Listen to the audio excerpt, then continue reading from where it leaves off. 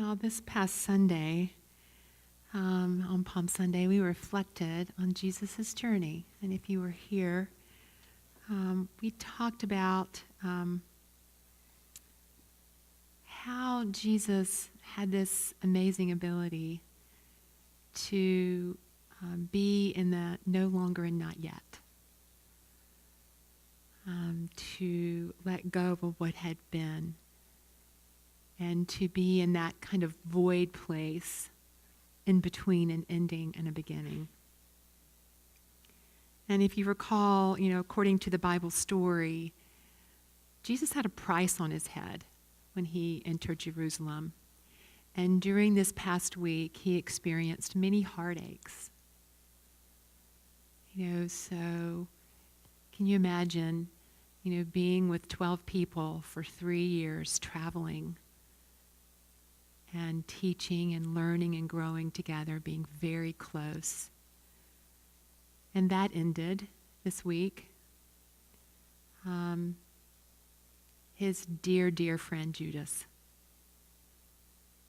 his trusted friendship with Judas would end. His dear, dear friend Peter would deny him 3 times. Basically, all the disciples would scatter. And the very people that cheered him into the city at the beginning of the week were the ones that turned against him at the end. Can you imagine? So it seems that when we're in the process of ending something and beginning something, that it can be a time of turmoil and chaos as we integrate, as we try to assimilate what is no longer and prepare ourselves for what is to be. And it can feel very scary and chaotic and uprooting, can it? But in the midst of the chaos and the uncertainty is the potential for great growth and expansion. I don't know about you, but when I look outside of this room, and again, sometimes I talk about Facebook or the news or whatever, social media, and we look at life and what's going on, it can feel darn scary, can't it? And chaotic right now. All the focus that's on division and all the hurt and attacks on each other, the separateness that looks like it's true. The outer world is very compelling as it can draw us into believing that we're separate from each other and that hate is a reality. It can look that way. But of course we know it's completely false because the words of this song, there's only love. And we teach that in unity, that beyond whatever external circumstance, that love, divine love is, and it's what we are at our core. And we sometimes refer to what we see in the external world as that little r reality. That looks very separate and chaotic and confusing. But there's a big R reality that is the truth underneath what's happening. That's love, that's joy, that's strength, that's wisdom, that's peace. What if we could navigate this world centered? What if we could be in this divisive energy and be in a place of trust and surrender? What would that be like? So, and I think sometimes we do really well on the journey of remembering what's true, remembering what we truly are, because, it is something that we teach week after week here at Unity. That we are all divine beings regardless of how we're showing up. And that because we are divine beings, we can express divinity in the form of love and compassion and joy and peace and wisdom in spite of the outer chaos. everything that happens to us, this is just what I believe. I believe that everything that happens to us is a pathway home to ourselves. Home meaning an awareness of the truth of all that we are. And that's one thing I love about Easter. Easter, the meaning of Easter has greatly shifted for me since my Baptist tradition, as you could imagine. It's really where we diverge. It's that, we don't believe that we need to be saved here in unity. We believe that Easter is an opportunity for us to rise in our glory of knowing the truth of what we are. And that every day can be Easter. And so I think Jesus' story is one of modeling what we can be and how we can let go. Because I think he was really on a journey home this week. He modeled, what we can be and how we can navigate the journey. And that, truly life's experiences are ultimately for us to know more deeply, to rise more fully into a claiming of our divinity, of being home within ourselves so that we can truly stay centered and peaceful, choosing moment to moment on our life journey.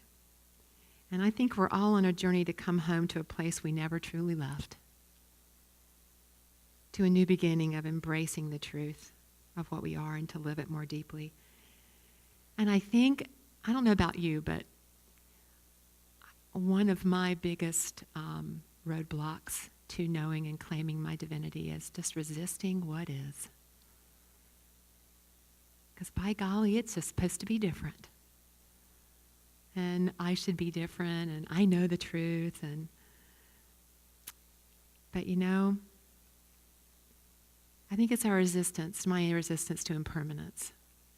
Because life changes and shifts and flows all the time. And I think that what that shift and that change can evoke in us are our fears.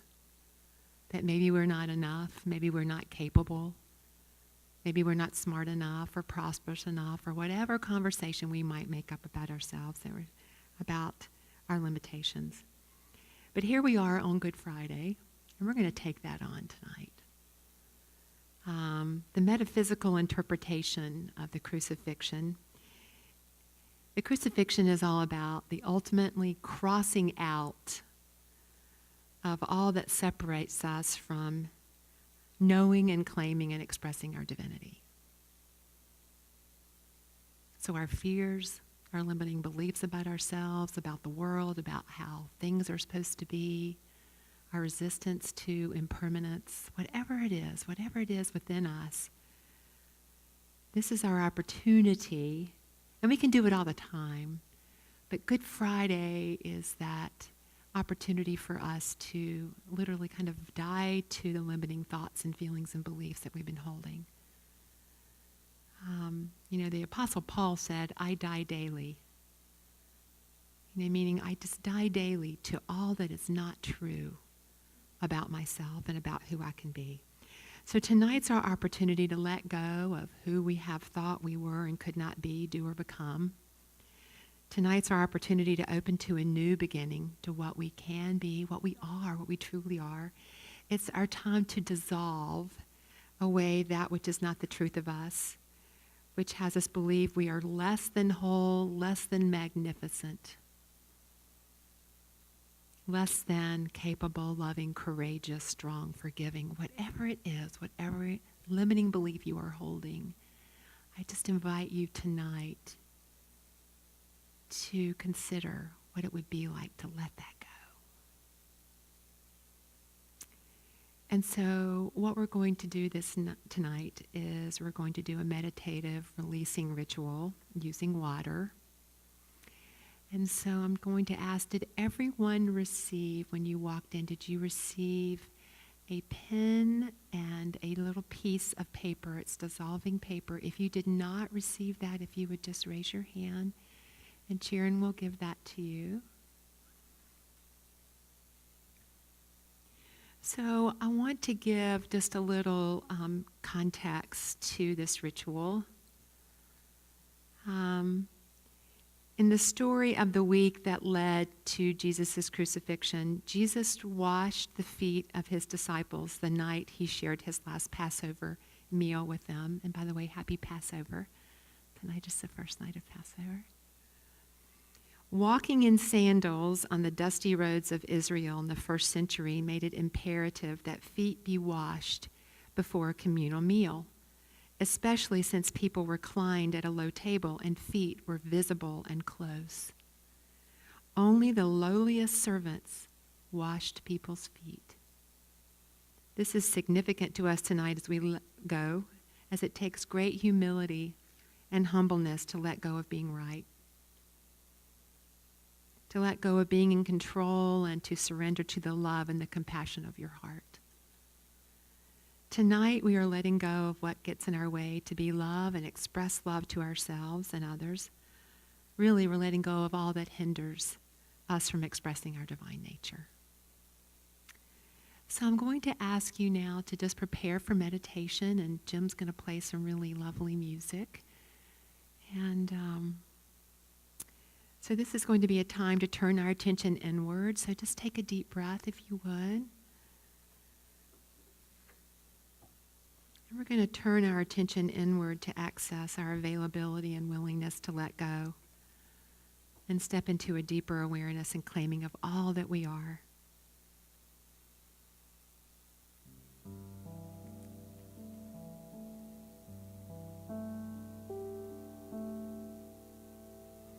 So just take a deep breath and breathe into your heart and feel your heart open.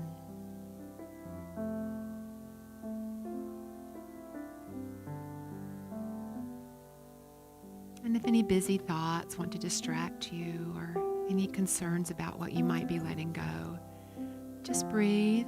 Just gently shift your attention to the breath and just breathe.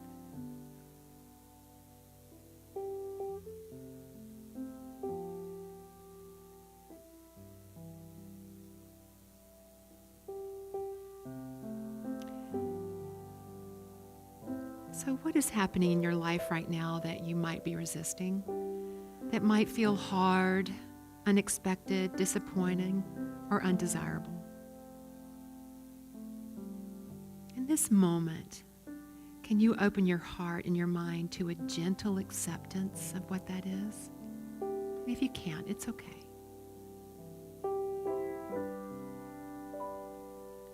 Just simply acknowledge what is. Can you be willing to let go and embrace your courage and surrender to what has happened or is happening in order to create room for a greater expression of life that will replace the resistance or grief or anger that you've been feeling or are currently feeling, maybe holding on to for years?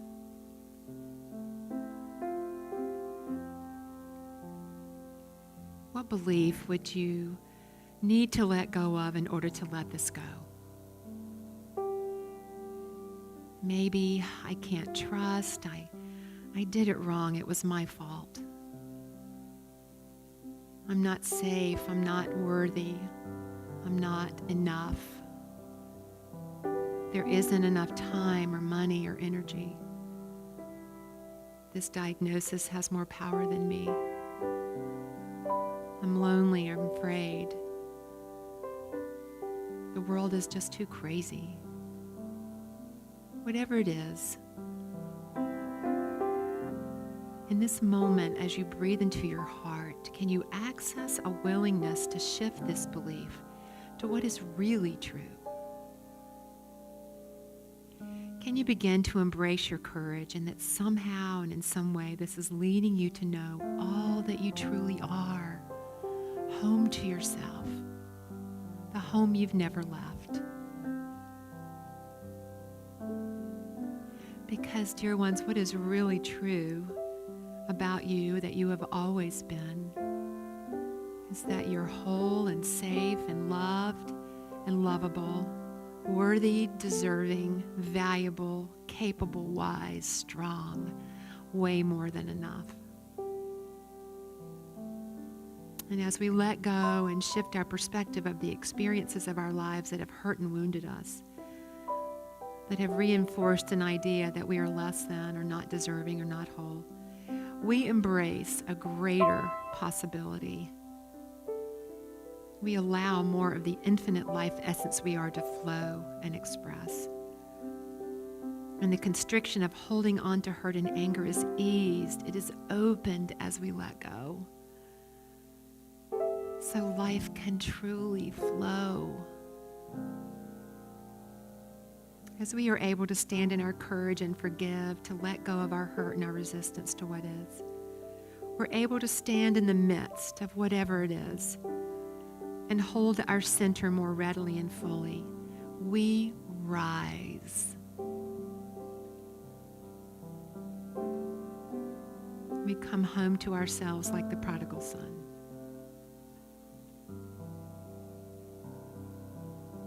We know what we can be and do and express more fully. This is our great demonstration that we honor and will celebrate on Easter morning.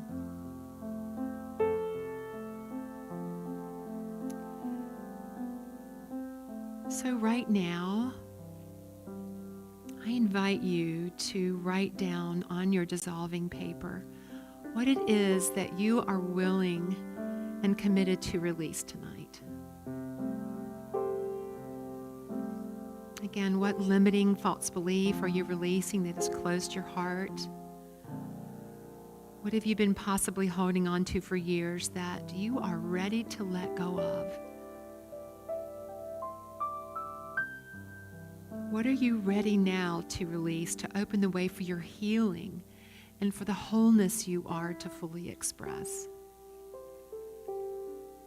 Just take a few moments to write this down when you're ready.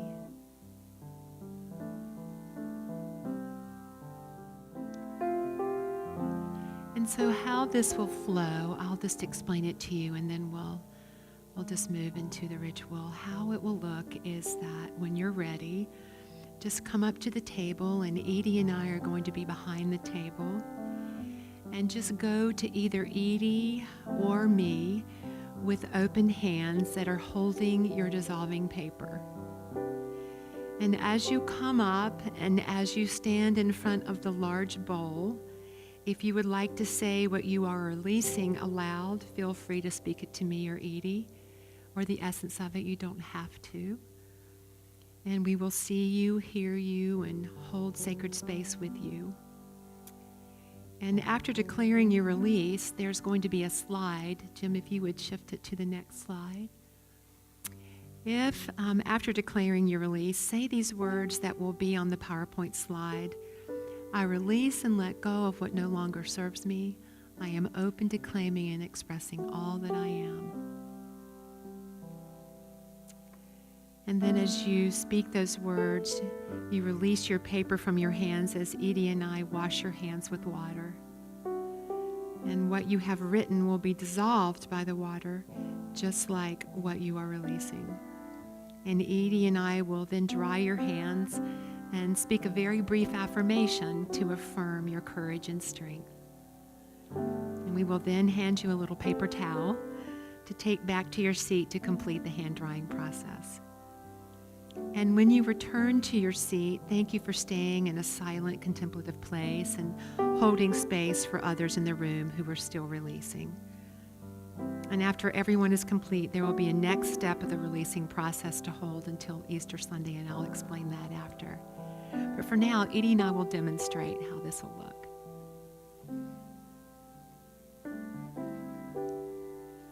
Release resistance.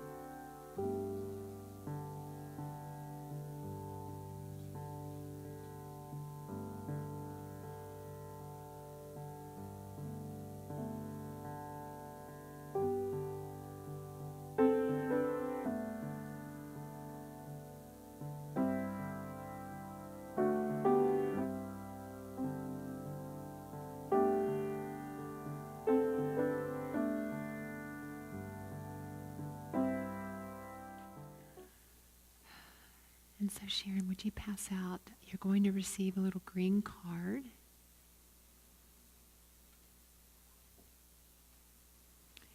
And And so in this space, what's happened as you have released is you've opened up a space that gets to be filled.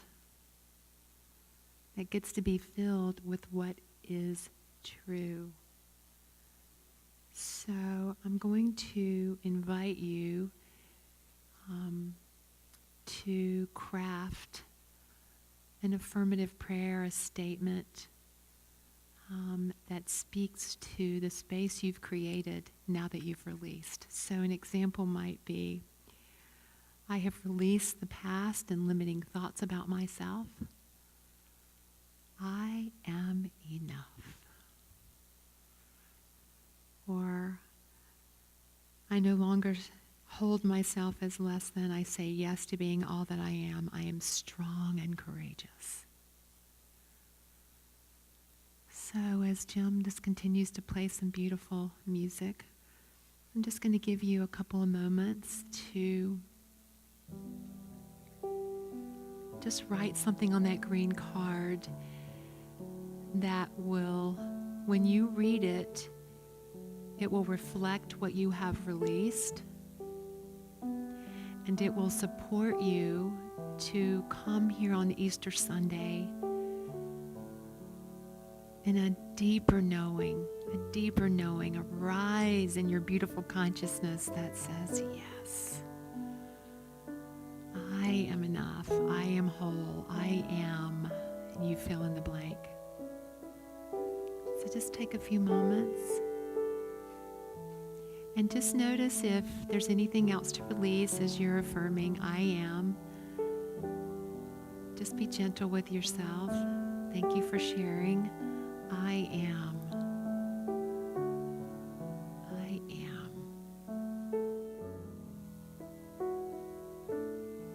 So before you tuck it away, I'm just going to ask you to just silently, or you can speak it aloud, just right now in this moment together.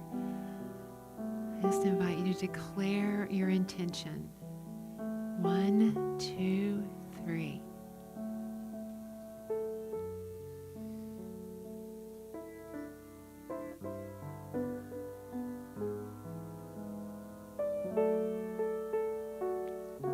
And so it is. So I invite you to put that little green card in a very conspicuous place,